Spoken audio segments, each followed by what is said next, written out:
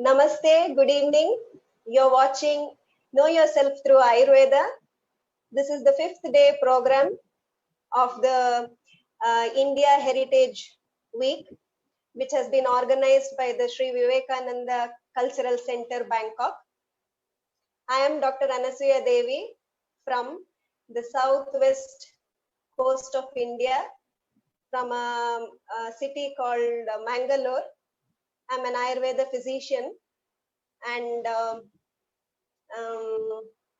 right from my childhood days, I have been inspired by my very close family members. I have been growing up watching my mother cook up wonderful, tasty, healthy dishes suitable for the family to keep us all healthy and happy, and also cooking out the same dishes or similar dishes, healthy dishes to the many guests that would visit our home.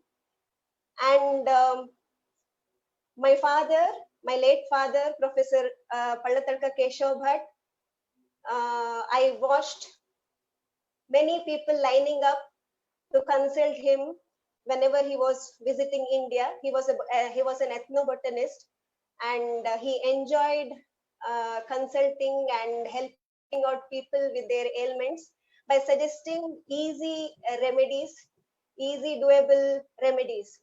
So these two people have uh, left an impression, and hence I decided to pursue my professional degree in Ayurveda. And after completing my course for the past 15 days, for the past 15 years, I have been practicing in Mangalore at a clinic called Dattam Ayurveda with my husband.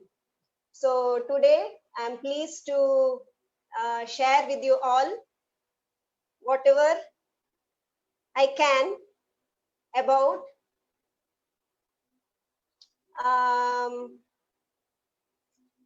knowing yourself through Ayurveda. Okay. So first of all, let us begin by knowing what is Ayurveda. Most of you might know of it. There may be a few who do not know about Ayurveda. So let us begin by knowing what is Ayurveda. So Ayurveda is the oldest life science.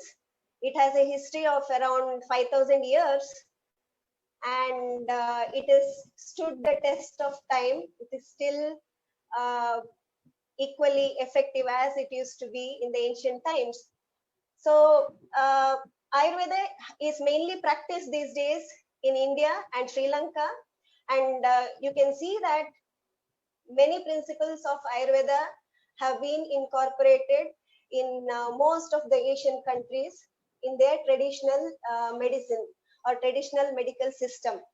Uh, for example, the Thai traditional Chinese medicine, or Tibetan medicine, or Royal Thai medicine. In all these, you can see the principles of Ayurveda have been incorporated. And now everybody has panic. It's a state of panic, confusion, crisis because of the ongoing COVID-19 scare. And this is actually a time where Ayurveda can be um, known worldwide, because Ayurveda has its aims, swasthasya swasthya rakshanam, which means to prevent the diseases in a healthy person, or preventive medicine, as well as aturasya vikara prashamanam, which means to uh, cure the illness in a diseased person. And it is wonderful to note that our Prime Minister, Shri Narendra Modi, has taken an initiative to propagate this message of Ayurveda across the world, to make it known about the preventive and curative properties of Ayurveda, especially with respect to immunity, which is needed in this day. So why should we know about ourselves? Why is it important that we know ourselves? In order to be healthy, in order to be healing from within, we need to know ourselves. In order to improve our immunity, we need to know ourselves. We need to know what to do when there are little changes. We need to know when we are healthy. We need to know when we are about to fall ill, and we need to know when we are really ill. So these things we will know by observing ourselves, and by knowing ourselves, we can help us better in managing our health. So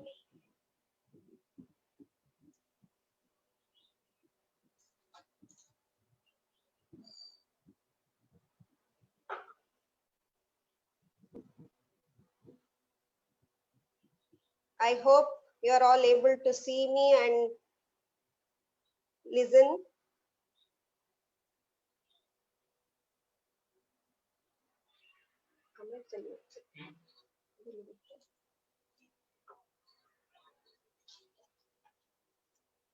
So our ancient sages, Yeah, you are audible and you're visible, so go ahead.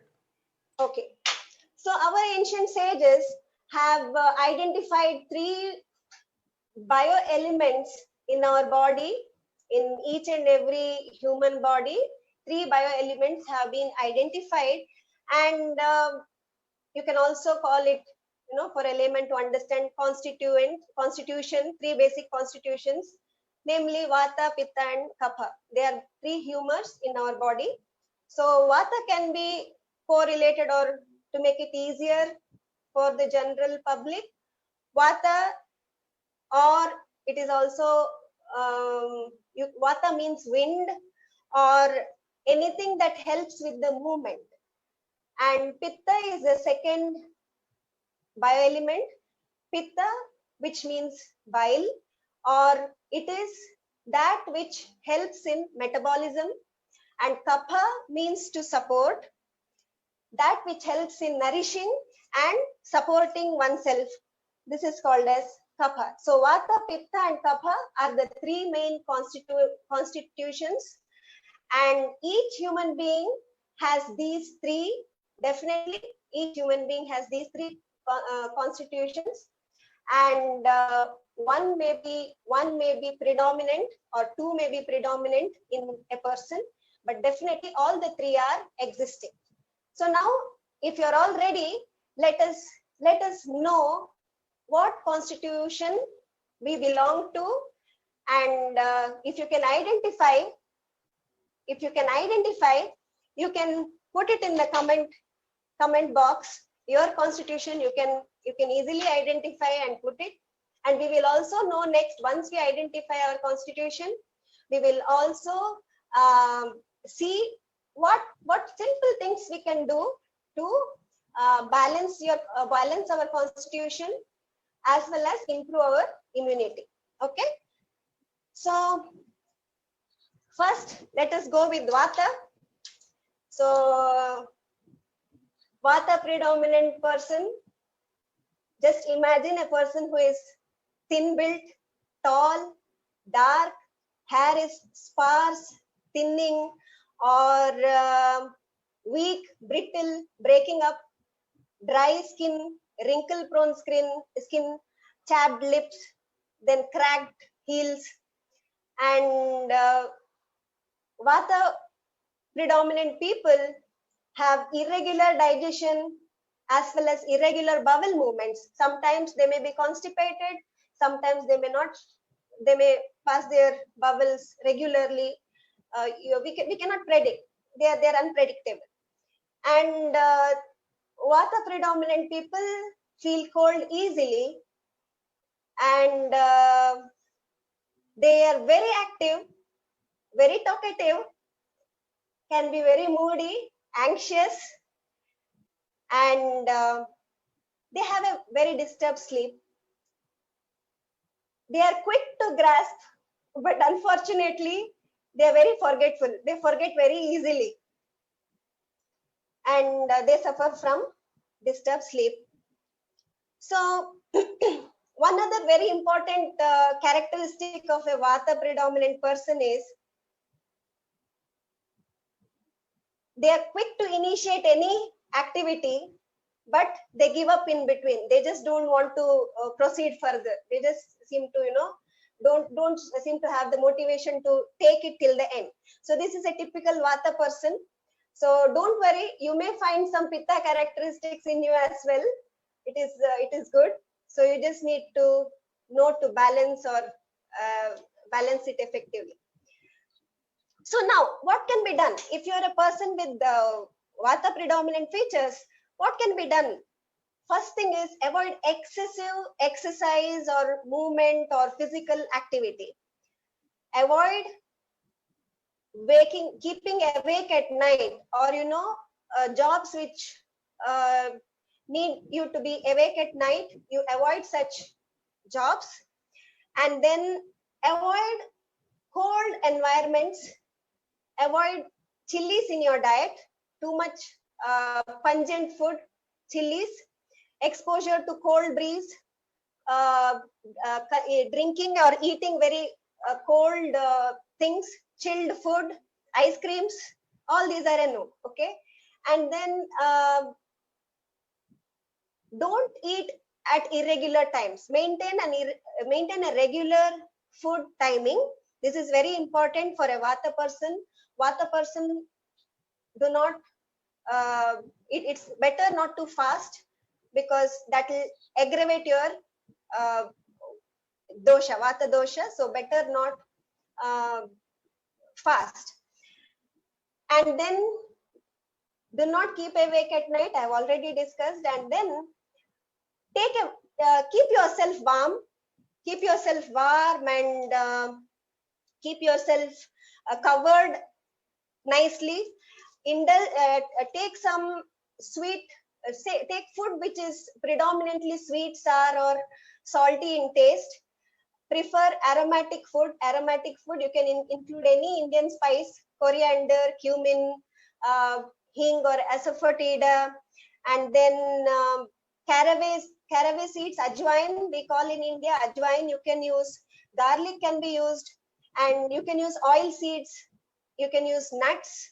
You can use butter. You can use molasses or jaggery. You can use honey, and you can also consume butter or ghee and milk. So these things you can use to balance Vata as well as to improve your immunity.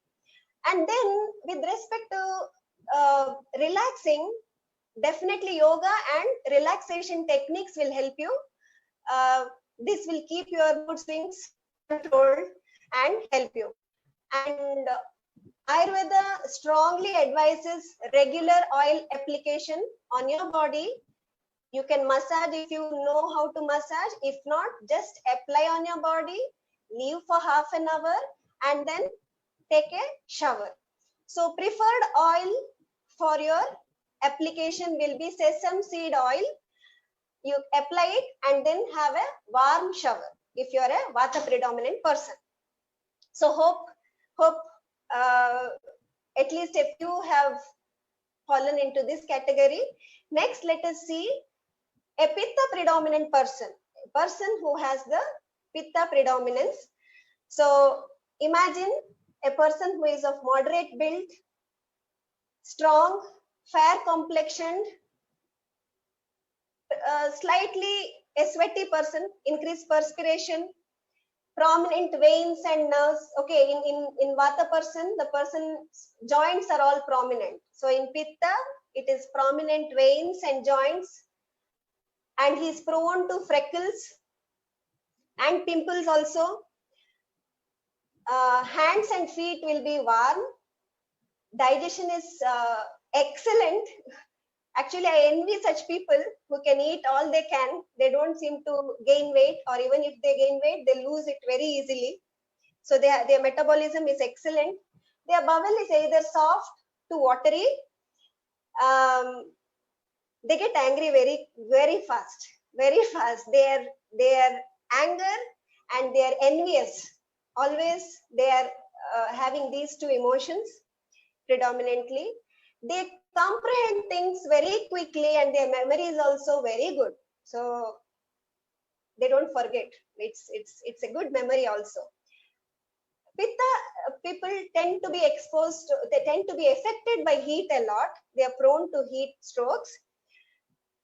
And how to improve their immunity or how to keep pitta under control is to avoid excessive exposure to sunlight or working near furnaces, working near fire, excessive exercise, and being hungry. Don't keep your stomach empty for a long time. And then avoid chilies, any type of chili, hot spicy food, oily food, too much of groundnuts in your diet, peanuts or groundnut in your diet. And then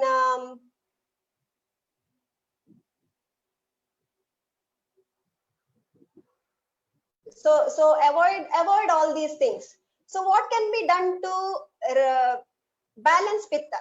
Pitta can be balanced by taking cooling food and keeping yourself in a cool environment. Walk in the walk with when the breeze is cool in the evenings. Take a short stroll, that will help you. And then spices like coriander, and then cardamom, rose petals, sonf, which is also called as dill seeds. This will help you a lot. And chia seeds or basil seeds, uh, if you soak it in water, maybe 1 teaspoon of basil seeds, you can soak it in a liter of water and keep drinking through the day in order to keep you cool and comfortable. So this helps a lot. And with respect to relaxation, again, yoga and relaxation techniques, breathing techniques, they help you. And oil application, the wonderful oils would be, preferred oils would be castor oil or ghee, which is clarified butter, or coconut oil. You can use any of these, and shower with cold water. Okay. So we are done with pitta also. Now coming to kapha dosha, people with kapha. So imagine a person who is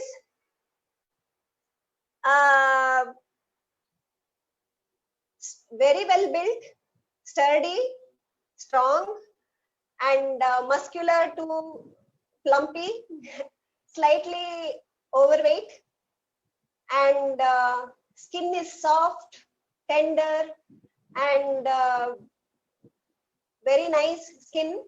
Hair is lustrous, strong. In case of pitta, we have not discussed the hair. Hair is either graying or bald. You're prone to gray hairs, or you may have gone bald. So kapha person has a very strong hair and nails. And his digestion is moderate to slow. His bowel movement is soft. You can notice that it is soft. He is lethargic usually, prefers to be inactive, loves to sleep, and such people are usually calm, affectionate.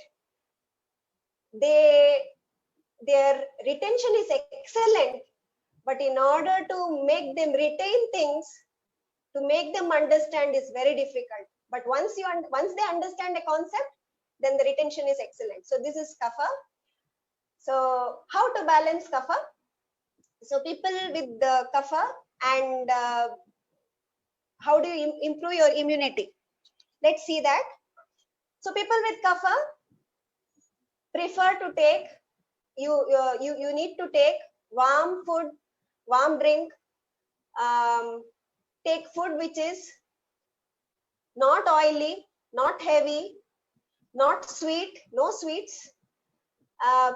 Prefer food which is light, easy to digest, and include heating spices like clove, cardamom, then pepper, ginger, cumin seeds also can be used, but prefer ginger, pepper, and you can also use garlic or onions. And with respect to having a bath, have a warm or hot water bath after application of mustard or sesame seed oils, or you can also vigorously rub your body with powders made out of heating herbs. Any heating herbs you can use, you can use, and rub it vigorously on your body before having a hot shower. So kapha predominant persons should not sleep too much.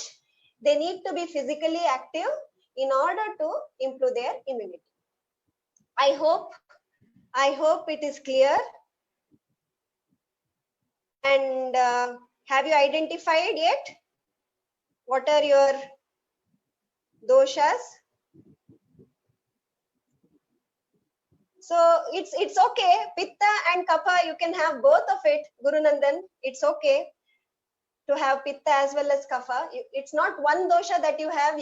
You will have all the three, and you will have at least one or two in predominance. So you can, it's okay. It's okay to have two predominant ones. So balance it as per your body constitution. So now let us see what is health in Ayurveda. In Ayurveda, the definition of health is very interesting.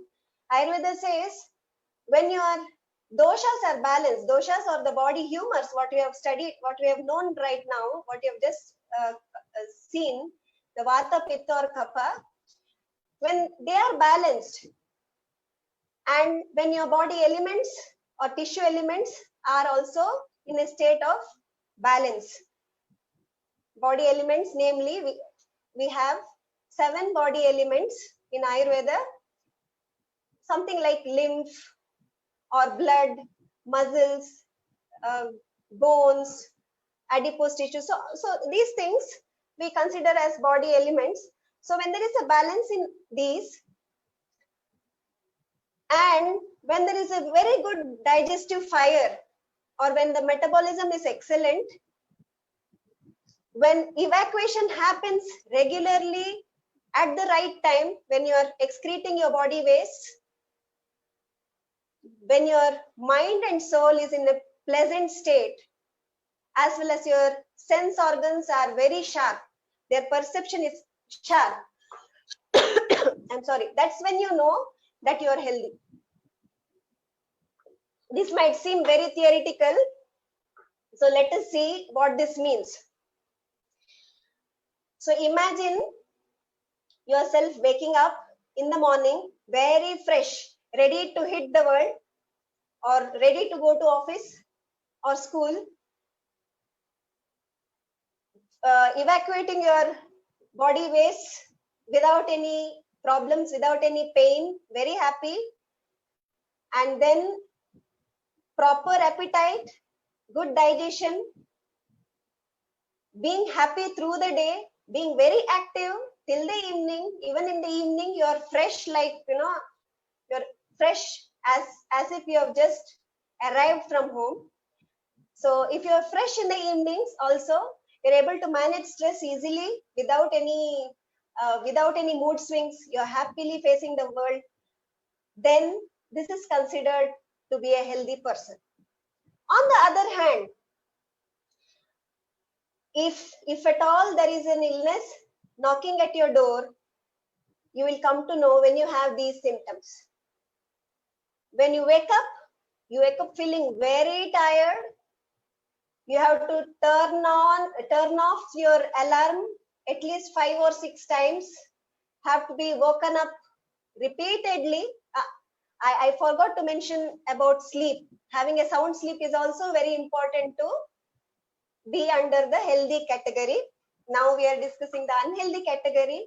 In the unhealthy category, waking up feeling very heavy, very stiff, and then being constipated, being very lethargic, fatigued, very moody, no appetite at all, or even if you eat food, you are not digesting food properly, you are very stressed, and you're not able to sleep well.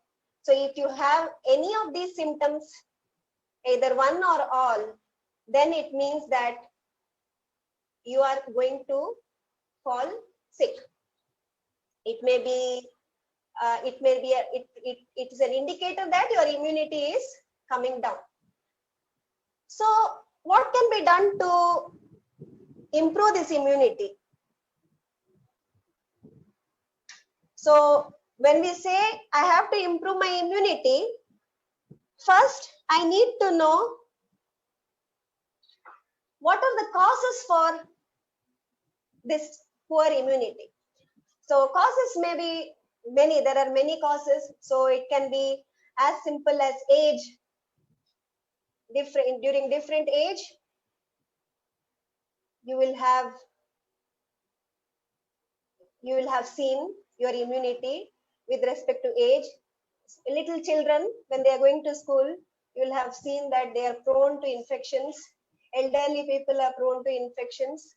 So with respect to age, with respect to seasons, the place where you live, and if you have had any injuries, if you have had any if you are dehydrated, and then if you are addicted to certain stimulants, it can be coffee, it can be cocoa, it can be alcohol, it can be any form of drug abuse. So all these lower your immunity. It can be chocolate also. Increased stress, emotional disturbances, poor quality of sleep, excessive physical exertion or activity, all these are causes for poor immunity. And one other main cause for lowered immunity is poor quality of sperm and ovum at the time of conception. See, such wonderful things have been mentioned in Ayurveda. So it is very important to know the causative factors in order to see how we can improve our immunity. So now let us see a few tips which will help us to improve our immunity. So very important these days is, see, we have seen a never before seen crisis now. We are seeing this, the COVID-19, which has afflicted people all over the world, and we are realizing the importance of hygiene and social distancing. It has already been mentioned many years ago. It is in our Indian history, Indian culture. It has been told by our grandparents also, parents also. So hopefully we will follow it in future. But very important to maintain immunity is to produce progeny or produce children who are born with a good immune power.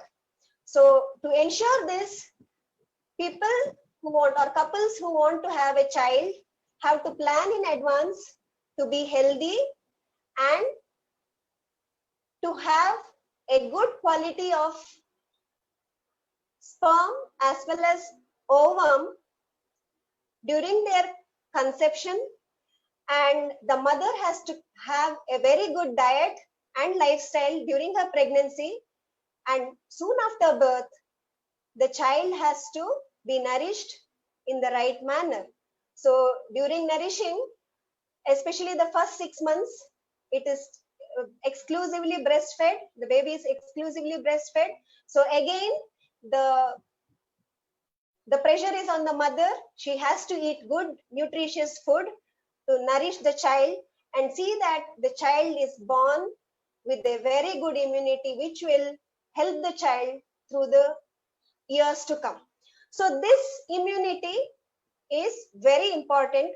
So it is a request to all couples who want to have children, plan nicely and have wonderful children, good children with excellent immunity. So this is one. And The second important thing is diet. Food is very important. We see that many home remedies are being suggested to improve immunity.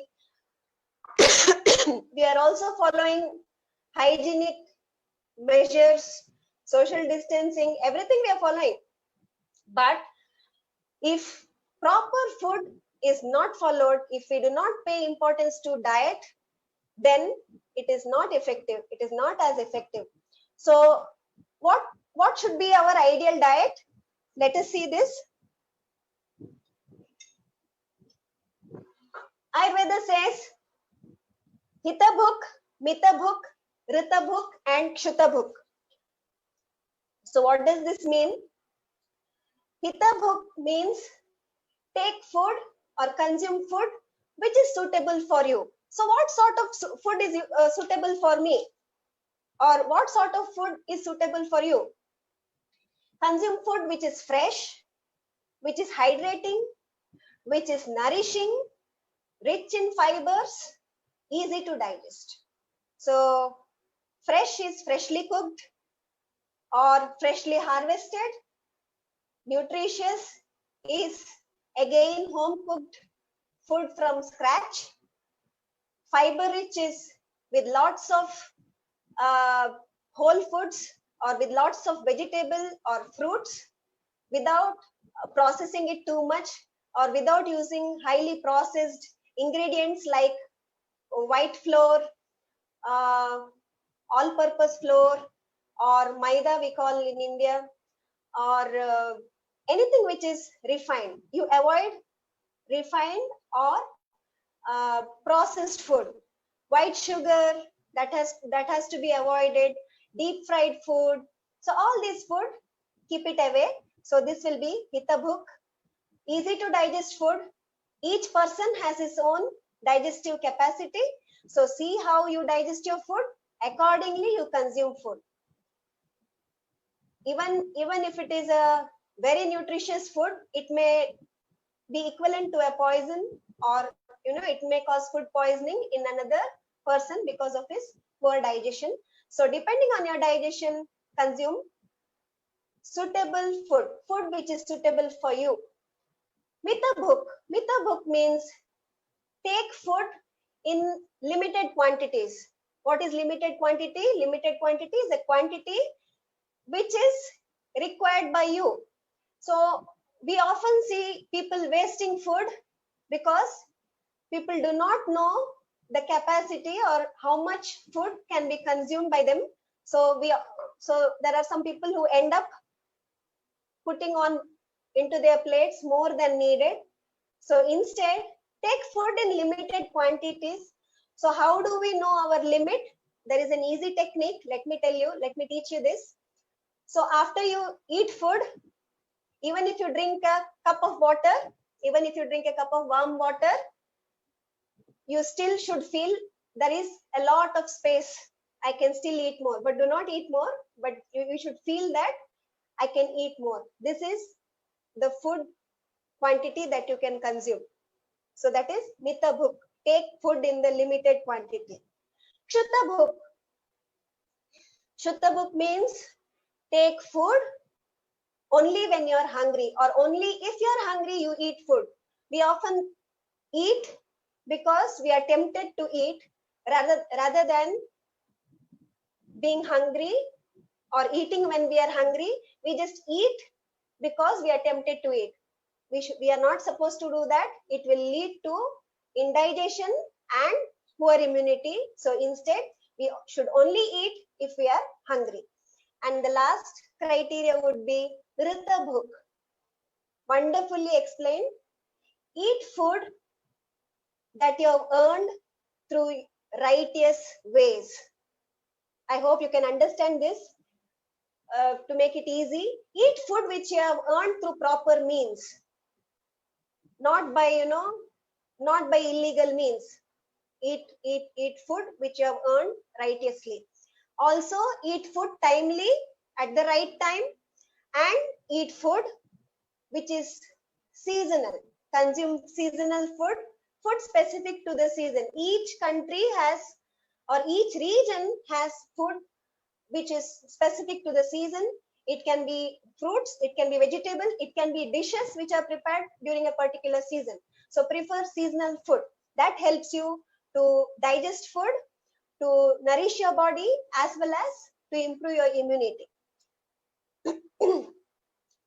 Another important thing which you need to know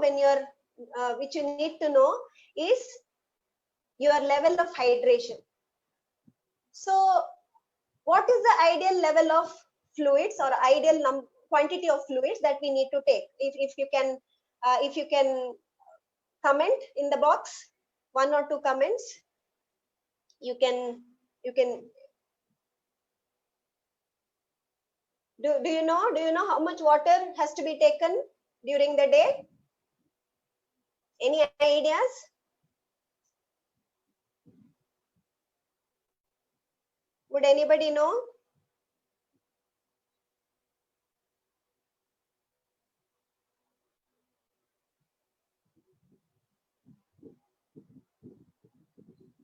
Okay, let me give it out.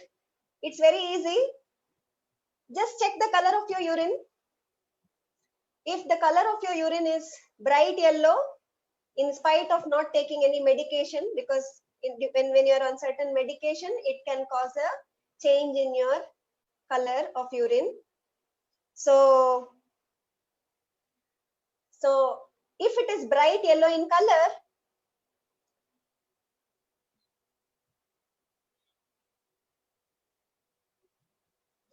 if it is bright, okay, 3 liters, as much as 6 times urination. There are a few comments, but a practical solution I will suggest. If the color of urine is bright yellow, then you are dehydrated. So drink lots of fluids. If the color is pale yellow, then you are slightly dehydrated. Increase it a little bit. If the color is clear like water at all times of the day, then water that you're taking is perfect, or water or fluids is perfect. This is an easy way to identify. You don't need to keep a tab on number of glasses of water or liters of water. You just need to check the color of your urine when you're passing urine. This is how you begin to observe and know yourself. Okay, there are a few people who do not feel thirsty at all. So there are a few people who do not feel thirsty or dryness in our mouth, but the best way would be check the color of your urine. That is excellent. If that's a proper way to see. You just try it. And again, if the season has changed, again you need to observe the urine at all times. If you're passing 6 times, you need to observe it all the 6 times. So observe it over a period of 1 or 2 days, and then you will know exactly if your water intake is proper or not. Now we have seen the hydration, and let us also know about evacuation. Very important, which most of them fail to realize, is our bowel movement or motion or passing stools. So how many times a day do you think we need to pass? Let me give you a multiple choice. So once in 3 days, once in 2 days, once in a day, 2 to 3 times a day, or not at all. Is there option 2?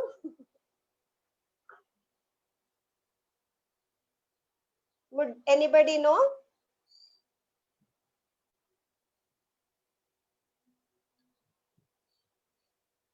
So once in 3 days or 2 days or every day, twice a day, 3 times a day, or not at all. So how many times? Okay, once a day. Okay, I would say at least once a day is good.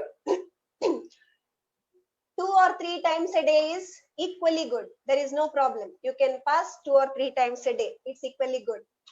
But if you are passing at irregular times, if it involves a lot of pain, lot of discomfort, irritation, then it means you have to take a little more care about your diet and your hydration levels. So what can be done in case your bowels are not clear, in case your digestion is a little poor, you observe that you are not hungry, then what can be done? Some an easy infusion you can make. You can boil water with cumin seeds, or you can use ajwain or caraway seeds, or you can add a little bit of clove or ginger, whichever suits you. You can also use hing or asafoetida. So any of these, one or more, whichever spice is preferred, you boil a cup of water with these with these spices, I'm sorry. So the proportion would be maybe to a liter of water, 1 teaspoon of cumin seeds, or 2 cloves, or 1 or 2 pods of cardamom, quarter teaspoon of ajwain or caraway. So in this proportion, one of it, not all, prefer one, or a small piece of ginger. So boil water and keep sipping this water throughout the day, as well as early in the morning. As soon as you wake up, you drink 2 cups of this infusion with 1 teaspoon of cumin seeds and 1/4 teaspoon of caraway. You can make this if your bowels are not regular in the morning. You can do this infusion and drink 2 glasses early in the morning, warm, and 1 cup in the evening around 7 or 8 o'clock. Again, you have to sip it hot. So this helps you nicely. This helps you to eliminate your bowels nice and clear. Also, what you can do is you can take a little oil on your fingertips and massage your abdomen in the clockwise direction. After you drink sip warm water, massage your abdomen in the clockwise direction.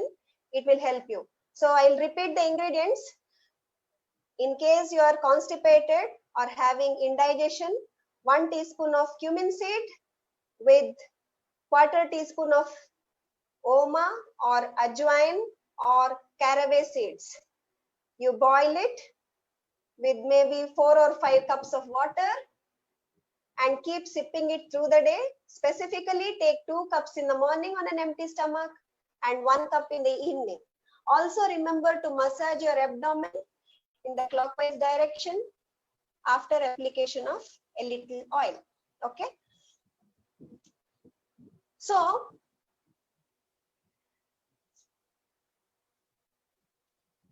we have discussed about food. We have discussed about we need to have very good sleep, 5 to 6 hours of sound sleep to have a good immunity. Supposing you have very disturbed sleep, say you have you are sleeping at night, waking up, and then you feel very thirsty and you wake up, you need to drink a cup of water, you feel very restless, you have to toss and turn, not able to sleep. So in such cases, you avoid eating late at night.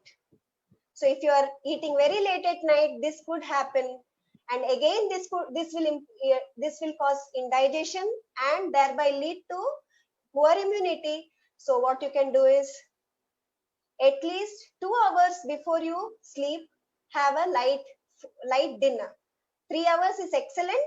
If you cannot maintain 3 hours, at least 2 hours before your sleep, you have a light dinner. This makes you sleep sound without any disturbances, without waking up in between, waking up very thirsty, and it prevents restless sleep. So let me give you a now it's the COVID-19 season. I can call it season because everybody seems to be worried and panicking about this illness which is spreading very fast. So an excellent respiratory tonic, immune booster for the respiratory system, I will suggest.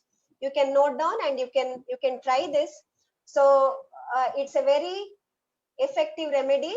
So you need about 5 grams of licorice. It is also called as Yashti Madhu, Jeshta Madhu in India, Mulethi in Hindi, Glycyrrhiza glabra in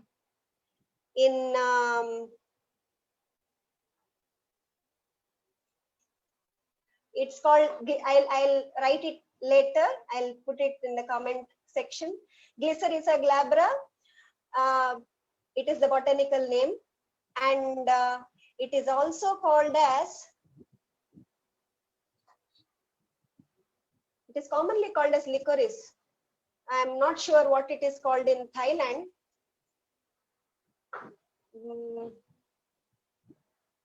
Let me check. So this 5 grams of Glycyrrhiza glabra, the root is used, the powder of the root, and about 1/4 inch piece of fresh ginger, or 1/8 teaspoon of dry ginger, either fresh ginger or dry ginger, and then 1/8 teaspoon of turmeric, and 2 corns of pepper. 2 corns of pepper.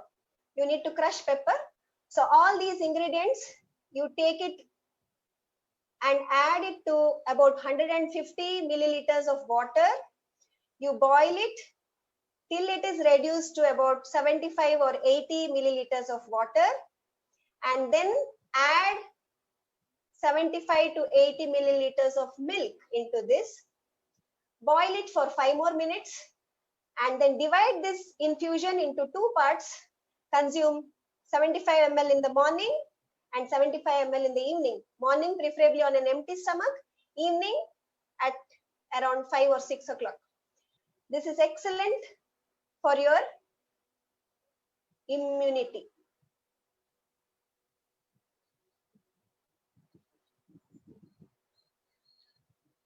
So the Thai name and other names of Glycyrrhiza glabra, I will put it later. So very good for immunity.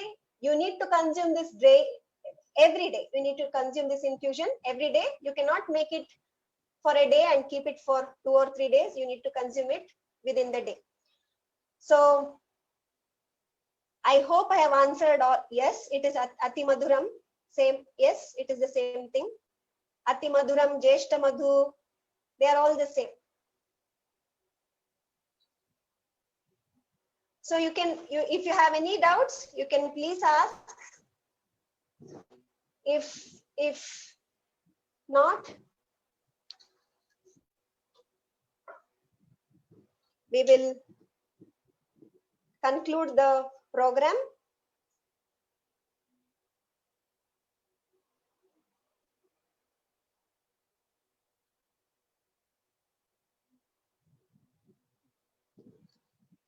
Yes, milk has to be added.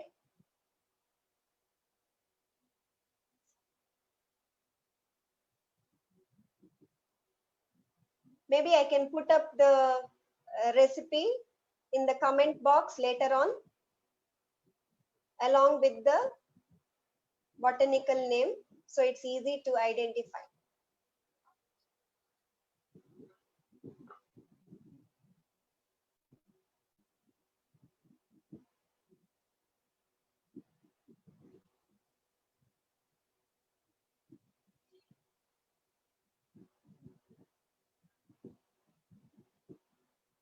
What is don't feel the knock?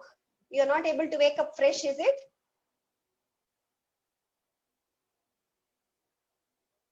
Probably you're not able to relax, or probably you are having a disturbed sleep because of dreams. That could also cause you to have a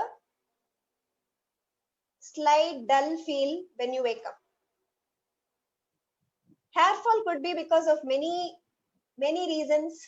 It could be because of poor nutrition. It could be because of hormones. It could be because of heredity. It could be because of dandruff. It could be because of a weak liver. So it depends on what the exact cause is. But if it is a local cause, if it is something like, the dandruff or the hair roots are a little weak, then you could probably try mixing the pulp of aloe with the fenugreek seeds. Fenugreek seeds are very good for people prone to pitta. Okay, so fenugreek seeds you can soak with aloe for a few hours, 2 to 3 hours. Make a paste, apply it on your scalp, and then wash off after 15 to 20 minutes.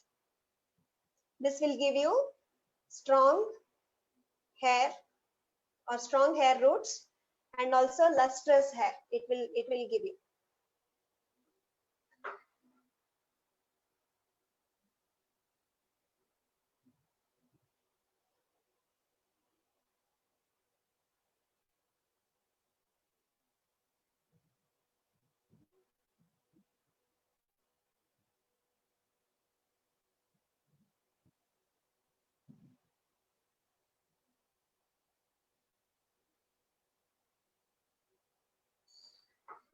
Yes,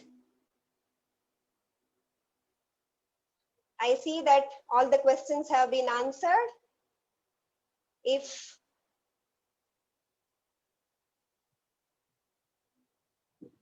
there are any further, okay, excessive sweating,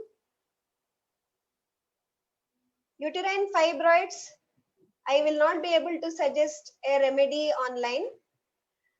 Excessive sweating of palms and soles, what you can do is, you need to relax first. And the other thing what you can do is, you can have a hip bath. Hip bath is sitting in a small tub with the water at room temperature or water temperature between 18 to 25 degrees, and sitting in this water for half an hour with the level of water from your navel to thigh. If this is not possible, you can also wrap a thick towel dipped in water, normal water, around your abdomen and leave it on for half an hour. You can reapply water every 15 minutes. So this will help, and this will help you with your sweaty palm and soles. And to strengthen the liver, you can have 1 tablespoon of aloe. Aloe is available in most homes. You cannot use aloe gel. I want you to use fresh aloe pulp, and take 1 tablespoon of this fresh aloe every morning on an empty stomach. This helps you to strengthen the liver.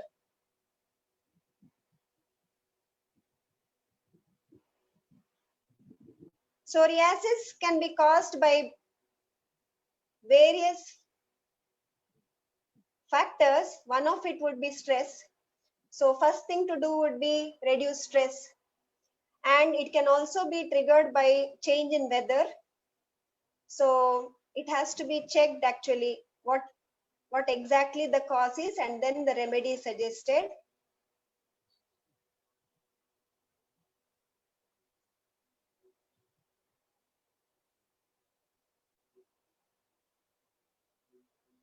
Any other questions? Please ask. If not, we will conclude the program.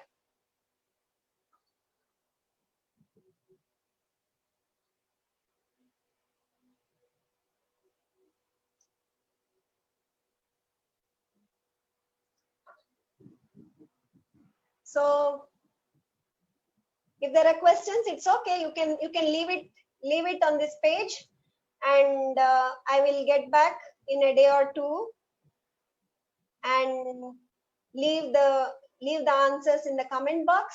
So to conclude the program, I thank you all for being wonderful listeners and knowing yourself through Ayurveda. participating excellently. Okay. Yes, for tinnitus, what you can do, you can try this. Till oil or sesame seed oil, you need to take two cloves of garlic and fry it in this oil.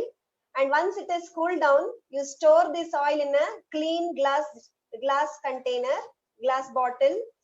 And every day, whenever you're traveling, you take 1 or 2 drops of this oil in cotton. Remember, in a tiny clean piece of cotton, you take 1 or 2 drops of this oil and keep your ears covered. So this helps. You can try this for tinnitus of the ear or ringing in the ear. So thanks to Sri Vivekananda Cultural Center for this opportunity to educate the general public about the importance of knowing themselves or knowing yourself in the present day scenario. And let me end this program with this Shanti mantra. I'm sure all those who are watching would know this, and let us all chant this together. This mantra is for the entire, this mantra is for all the living beings of this universe. So let us all chant this. I will tell you the meaning first. The meaning is